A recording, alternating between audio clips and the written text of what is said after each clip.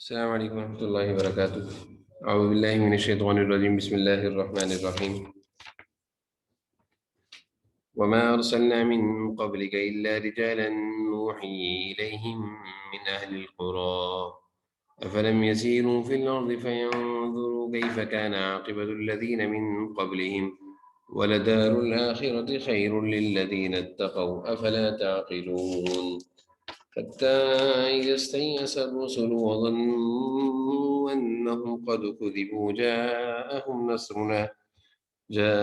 نصرنا fungi من نشاء ولا يرد بأسنا عن القوم المجرمين لقد كان في قصصهم عبرة لأولي الألباب ما كان حديثا يفترى ولكن تصديق الذي بين يديه وتفصيل كل شيء وهدى ورحمة لقوم يؤمنون۔ صدق اللہ العظیم۔ الحمدللہ سورہ یوسف کی جو تفسیر الحمدللہ بیان ہو رہی تھی، اللہ تعالیٰ کے فضل سے اللہ تعالیٰ نے اس سورہ یوسف کی تکمیل کی اختتام تک ہمیں پہنچایا ہے، اور آج سورہ یوسف کی جو آخری آیتیں ہیں یعنی 109 سے لے کر 111 تک، اس کی مختصر تشریح انشاءاللہ بیان ہوگی، اور آج ہماری سورہ یوسف مکمل ہو جائے گی۔ گزشتہ درس میں سورہ یوسف کے حوالے سے جو اہم واقعات اور عنوانات تھے، اور بالخصوص یوسف علیہ السلام اور آپ کے بھائیوں کے ساتھ جو معاملات اور واقعات، اور آپ کے والد یعقوب علیہ السلام کا جو تذکرہ تھا، اس حوالے سے کئی دروس میں جو اہم اور قیمتی موضوعات پر بات ہوئی ہے وہ تقریباً مکمل ہو گئی ہے۔ تو قصہ یوسف جو اس صورت کا بنیادی موضوع تھا وہ تو تقریباً مکمل ہو گیا ہے۔ اب اللہ تعالیٰ کچھ بنیادی باتیں جو اللہ تعالیٰ مختلف صورتوں میں مختلف مقامات پر مختلف انداز میں بیان فرما کر ہمیں سمجھانا چاہتے ہیں۔ اسی طرح یہاں پہ بھی ایک اہم بات اللہ تعالیٰ بیان فرما رہے ہیں، وَمَا أَرْسَلْنَا مِن قَبْلِكَ إِلَّا رِجَالًا نُوحِي إِلَيْهِم مِّنْ أَهْلِ الْقُرَىٰ، اور ہم نے تم سے پہلے جو رسول بھیجے وہ سب مختلف بستیوں میں بسنے والے انسان ہی تھے جن پر ہم وحی بھیجتے تھے۔ بہت واضح بات ہے، اللہ تعالیٰ یہ بیان فرمانا چاہ رہے ہیں کہ جتنے بھی انبیاء علیہ السلام حضور اکرم صلی اللہ علیہ وسلم سے پہلے آئے ہیں، وہ ایک دم سے کوئی آسمان سے فرشتوں کے ساتھ اتارے نہیں گئے، بلکہ وہ اسی بستی کے ایک باشندے تھے، رہنے والے تھے، لوگوں کے ساتھ رہا کرتے تھے، کھایا کرتے تھے، کام اور کاروبار میں بھی شریک ہوا کرتے تھے، زندگی گزارا کرتے تھے، اور اللہ تعالیٰ ان کو پھر نبوت کے لیے منتخب فرمایا کرتے تھے۔ تو ایک تو اللہ تعالیٰ نے یہ ارشاد فرمایا کہ ہم نے آپ سے پہلے یعنی حضور اکرم صلی اللہ علیہ وسلم سے پہلے جہاں جہاں جن جن بستیوں میں جتنے انبیاء علیہ السلام آئے وہ سب کے سب انسان تھے، رجال انسان تھے جن پر ہم وحی بھیجا کرتے تھے۔ وہ مختلف بستیوں میں رہا کرتے تھے، عام انسانوں کی طرح وہ بھی ایک انسان تھے، عام لوگوں کی طرح وہ بھی ایک لوگ تھے۔ نبوت کے ملنے کے بعد اور نبیوں والی ذمہ داری ان پر ڈالے جانے کے بعد پھر ان کا مقام اور مرتبہ لوگوں سے بدل گیا۔ اب وہ عام انسانوں والا مقام اور مرتبہ نہیں تھا، بلکہ ان کا مقام اور ان کا مرتبہ ان کی ذمہ داری کی بدلنے کی وجہ سے بڑھ گیا۔ تو ایک چیز تو اللہ تعالیٰ نے یہ بہت واضح فرمائی کہ انبیاء علیہ السلام جتنے بھی تھے وہ سب کے سب انسان تھے، یعنی انسانوں میں سے تھے۔ اللہ تعالیٰ نے ان کو کامل اور اکمل اور اعلیٰ اور اچھا اور بہترین ہر لحاظ سے، سیرت اور صورت کے لحاظ سے بہترین انسان اللہ تعالیٰ نے اپنے نبیوں کو بنایا تھا۔ رجال کہتے ہی اس انسان کو ہیں جو ہر لحاظ سے کامل ہو، اخلاقی لحاظ سے، عادات کے لحاظ سے، جسمانی لحاظ سے۔ یہی وجہ ہے کہ اللہ تعالیٰ نے جتنے بھی انبیاء علیہ السلام دنیا میں بھیجے وہ رجال یعنی مردوں میں کامل ان کے اندر مردوں والی خوبیاں تھیں، کامل درجے میں۔ یعنی کوئی بھی نبی ایسا نہیں آیا جو جسمانی لحاظ سے معذور ہو، یا کوئی بھی نبی ایسا نہیں آیا جو آنکھ جن کی خراب ہو یا کان کی سماعت درست نہ ہو، کوئی بھی نبی اس طرح نہیں آیا. اللہ تعالیٰ نے تمام انبیاء علیہ السلام کو ہر لحاظ سے، جسمانی لحاظ سے بھی اعلیٰ انسان بنایا، اور عادات اور اخلاق اور کردار اور سیرت اور صورت کے لحاظ سے بھی اعلیٰ اللہ تعالیٰ نے انسان بنا کر انسانوں کے لیے نمونہ بنایا. یہاں سے معلوم چلتا ہے کہ کوئی عام آدمی اگر وہ جھوٹے نبوت کا دعویٰ کرتا ہے تو یقیناً اس کو کسی نہ کسی چیز کی اس کے اندر کمی جو بتائے گی کہ یہ نبی نہیں ہو سکتا. جیسے کہ گزرے ہوئے زمانے میں بہت سارے لوگوں نے نبوت کا دعویٰ کیا. ان میں سے ایک نبوت کا دعویٰ کرنے والا گزرا ہے جس کو آج تک اس کے ماننے والے بدبخت قسم کے لوگ دنیا میں موجود ہیں، جس کو غلام احمد قادیانی کے نام سے لوگ پکارا کرتے ہیں. یہ غلام احمد قادیانی یہ بدبخت جس نے نبوت کا دعویٰ کیا تھا کہ میں نبی ہوں، تو اس کے پاس اپنے نبی ہونے کی تو کوئی دلیل تھی نہیں،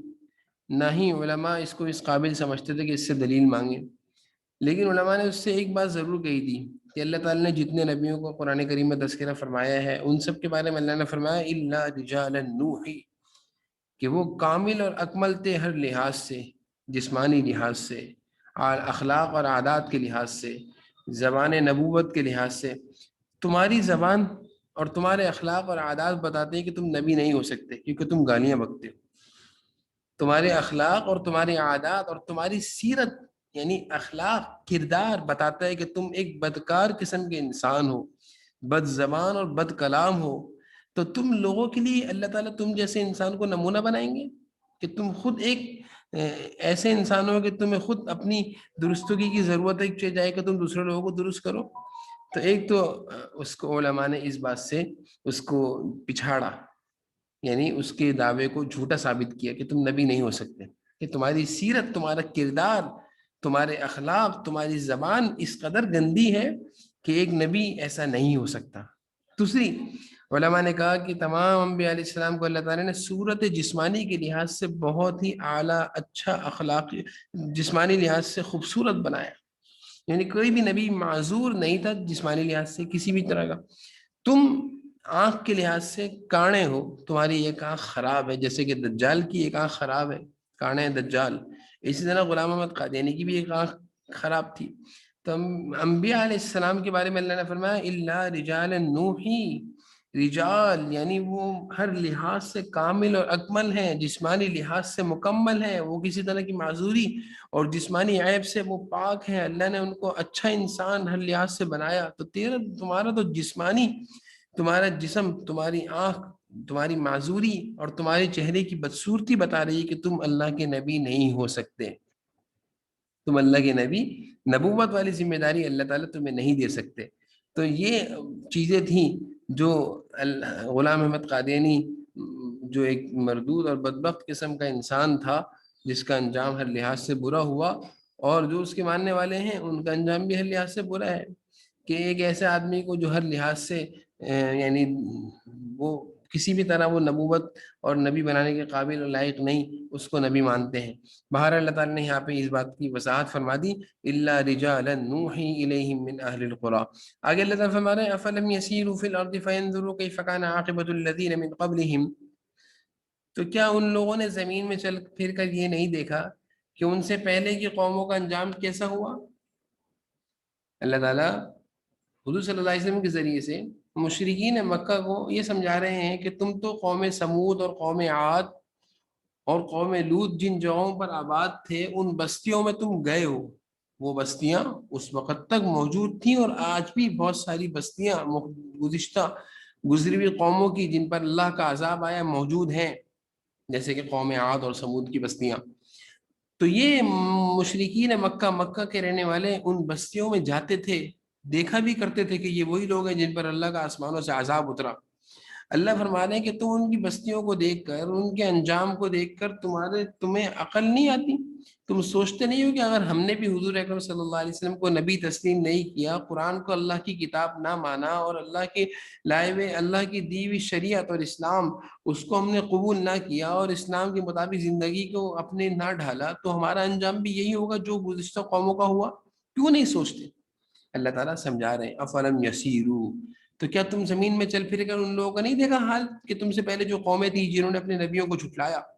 اور ان کا پھر کیا انجام ہوا. اور پھر آگے اللہ فرما رہے ہیں وَلَدَارُ الْآخِرَةِ خَيْرٌ لِّلَّذِينَ اتَّقَوْا أَفَلَا تَعْقِلُونَ. اور یہ بات جان لو کہ آخرت کا گھر یقیناً ان لوگوں کے لیے کہیں بہتر ہے جنہوں نے تقوی اختیار کیا. کیا پھر بھی تم عقل سے کام نہیں لیتے؟ اللہ تعالیٰ آخرت کی فکر کے ساتھ ساتھ آخرت کی بہتری اور آخرت کن لوگوں کے لیے ان کا بتا رہے ہیں کہ آخرت کا گھر جو سارے گھروں سے سب سے بہتر آخرت، جو آخرت کے لحاظ سے کامیاب، وہ ہے اصل کامیاب. جس کو جنت نصیب ہو گئی، آخرت کی زندگی میں چین و سکون نصیب ہو گیا، وہ ہے اصل کامیاب، وہ ہے بہتر لوگ. تو اللہ فرمانا ہے وہ تو تقوی والے لوگ ہیں، وہ تو کامیاب تقوی والے لوگ ہیں جنہوں نے اللہ اور اس کے رسول کی بات کو من و عن تسلیم کرا اور قرآن کریم کی تعلیمات پر دل و جان سے عمل کیا، اسلام کی تعلیمات کو سینے سے لگایا اور اپنی زندگیوں کو اس کے مطابق ڈھال دیا، وہ ہے تقوی والے لوگ. اللہ فرمانے تم پھر بھی نہیں سمجھتے؟ افلا تعقلون، پھر بھی نہیں سمجھتے؟ آگے اللہ تعالیٰ فرما رہے ہیں اس آیت میں کہ جب انبیاء علیہ السلام مسلسل اپنی قوم کو سمجھاتے ہیں، ڈراتے ہیں کہ بھائی اگر تم لوگوں نے اللہ کی مرضی کی زندگی کو اختیار نہ کیا اور میری بات کو نہ مانا تو تم پر اللہ کا عذاب آ کر رہے گا. اور اللہ تعالیٰ کی ہمیشہ سے یہ سنت اور یہ طریقہ رہا ہے کہ اللہ تعالیٰ کسی بھی قوم کو ہلاک کرنے سے پہلے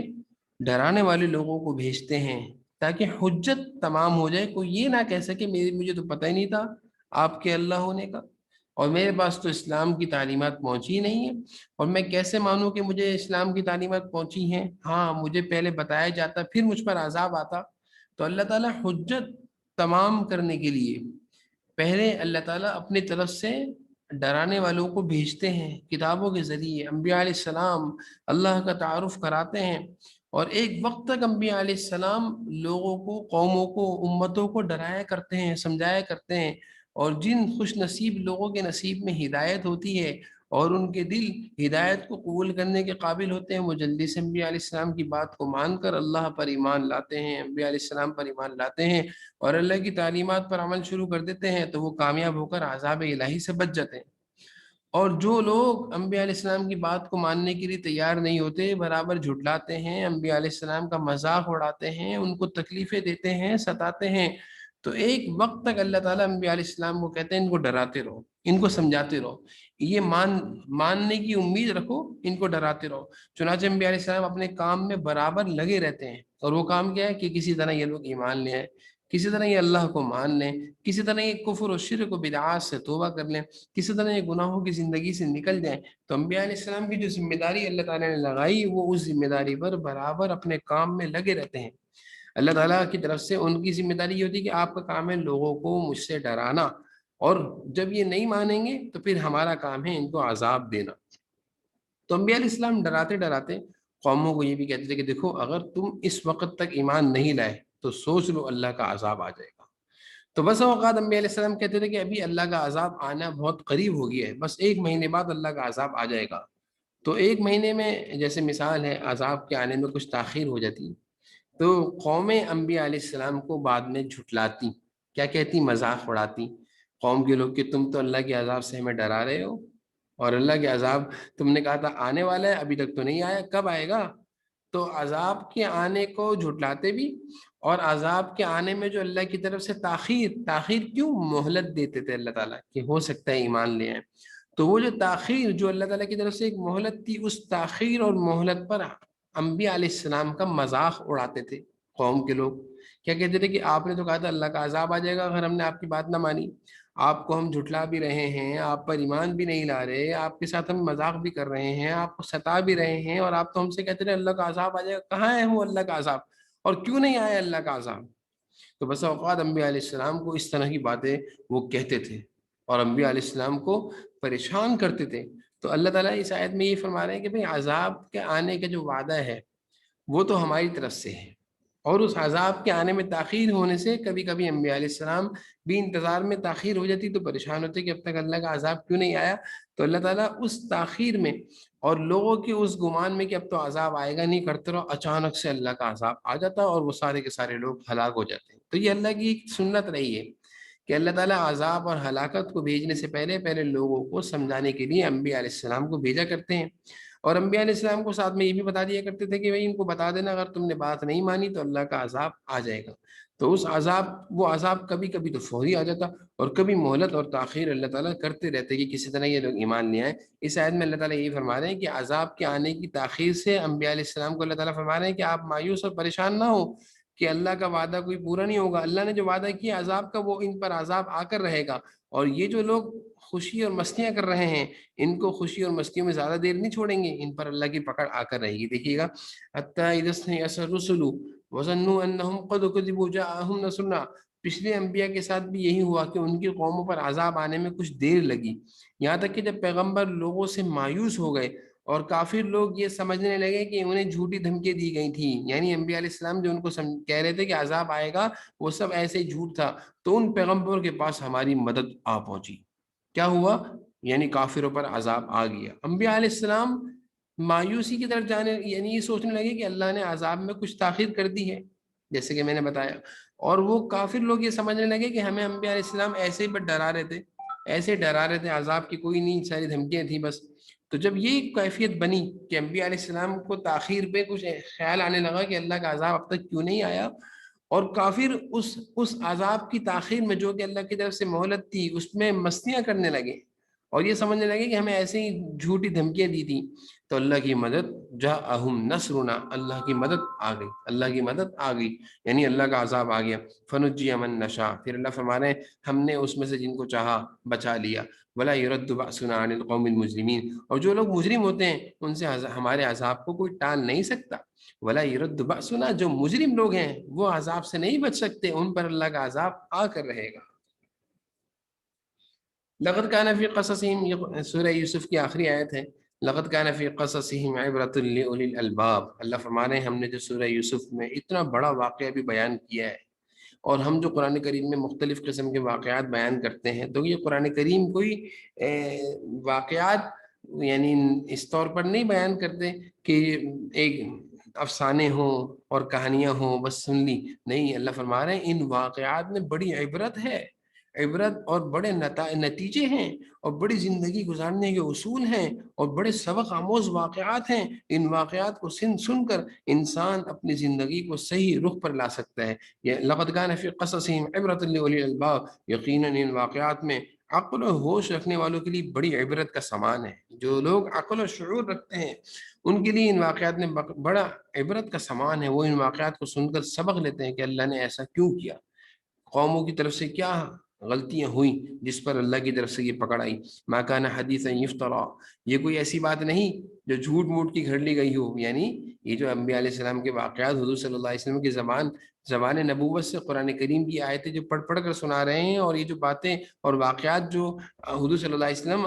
تمہارے سامنے رکھ رہے ہیں یہ کوئی اپنے پاس سے انہوں نے نہیں بنائے, ولکن تصدیق الذی بین یدیہ وتفصیل کل شیء وہدی ورحمۃ لقوم یؤمنون, بلکہ اس سے پہلے جو کتابیں آ چکی ہیں ان کی تصدیق ہے اور ہر بات کی وضاحت, اور جو لوگ ایمان لائے ان کے لیے ہدایت اور رحمت کا سامان ہے. اللہ فرمانے ہیں قرآن کریم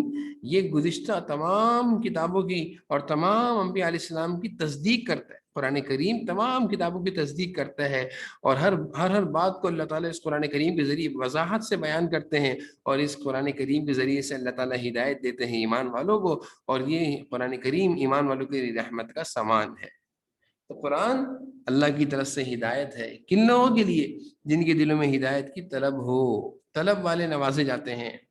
اور رحمت ہے, برکت ہے, سکون ہے, اطمینان ہے کن لوگوں کے لیے, جو ایمان والے ہیں. جب ایمان والے قرآن کریم سنتے ہیں پڑھتے ہیں تو ان کے دلوں میں ایک قلبی رحمت اور چین اور سکون اور سکینہ نازل ہوتا ہے, اطمینان قلبی نصیب ہوتا ہے, اور ایمان بڑھتا ہوا نظر آتا ہے. یہ کس کو نصیب ہوتا ہے؟ جو ایمان والے ہیں. تو اللہ تعالیٰ نے اس آخری آیت میں سورہ یوسف میں جو قصہ بیان فرمایا, اس قصے کو کہا کہ یہ کوئی افسانہ نہیں ہے, یہ کوئی کہانی اور قصہ ایسے ہی نہیں ہے, بلکہ یہ عبرت اور بہت بڑے نتائج رکھنے والا واقعہ ہے. ان واقعات سے عبرت حاصل کرتے ہیں وہ لوگ, اور ان واقعات سے ان لوگوں کی زندگیاں بدل جایا کرتی ہیں جن کی جو عقل و شعور رکھا کرتے ہیں. اللہ تعالیٰ ہم سب کو، ہم نے سورہ یوسف الحمدللہ پوری کی، یہ اللہ کا فضل ہے، ہمارا کوئی کمال نہیں ہے۔ اللہ تعالیٰ آئندہ بھی ہمیں اسی طرح قرآن کریم کے سننے اور پڑھنے اور بیان کرنے کی توفیق عطا فرماتے رہے، اور جو کچھ اللہ تعالیٰ نے اس سورہ یوسف میں ہمارے ذریعے سے جو بیان ہوا، اللہ نے ہمیں توفیق دی، اللہ تعالیٰ اس سب کو قبول فرمائے، اور ان ساری باتوں پر اللہ تعالیٰ ہم سب کو عمل کی توفیق نصیب فرمائے۔ تو الحمدللہ سورہ یوسف شروع ہو گئی ہے، اب انشاءاللہ اگلی سورت کی تفسیر ابھی ہم شروع نہیں کریں گے۔ اگلا انشاءاللہ ہمارا جو ترتیب ہے کہ رمضان سے قبل فہم رمضان کورس ہیں، اس کے علاوہ دیگر کورس ہیں جس میں رمضان کی تیاری ہے، وہ کورسز کرائیں گے انشاءاللہ، زکوٰۃ کے کورس بھی ہیں، اور پھر انشاءاللہ رمضان سے 2-4 دن پہلے یا رمضان میں انشاءاللہ جو ہمارا پچھلے سال دورہ تفسیر تھا، پورے قرآن کریم کی تفسیر انشاءاللہ بالترتیب انشاءاللہ ہم شروع کریں گے۔ تو سورہ یوسف کی تفسیر کے بعد انشاءاللہ اب کچھ کورسز ہوں گے، اور اس کے بعد رمضان سے قبل انشاءاللہ ہم قرآن کریم کی تفسیر بیان دور تفسیر شروع کریں گے انشاءاللہ، جیسے کہ گزشتہ سال شروع کیا تھا، اور پورا قرآن کریم انشاءاللہ دور تفسیر میں انشاءاللہ پورا قرآن کریم بیان کیا جائے گا، تو انشاءاللہ اس کی اطلاع بھی آپ کو انشاءاللہ کر دی جائے گی۔ السلام علیکم و رحمۃ اللہ وبرکاتہ۔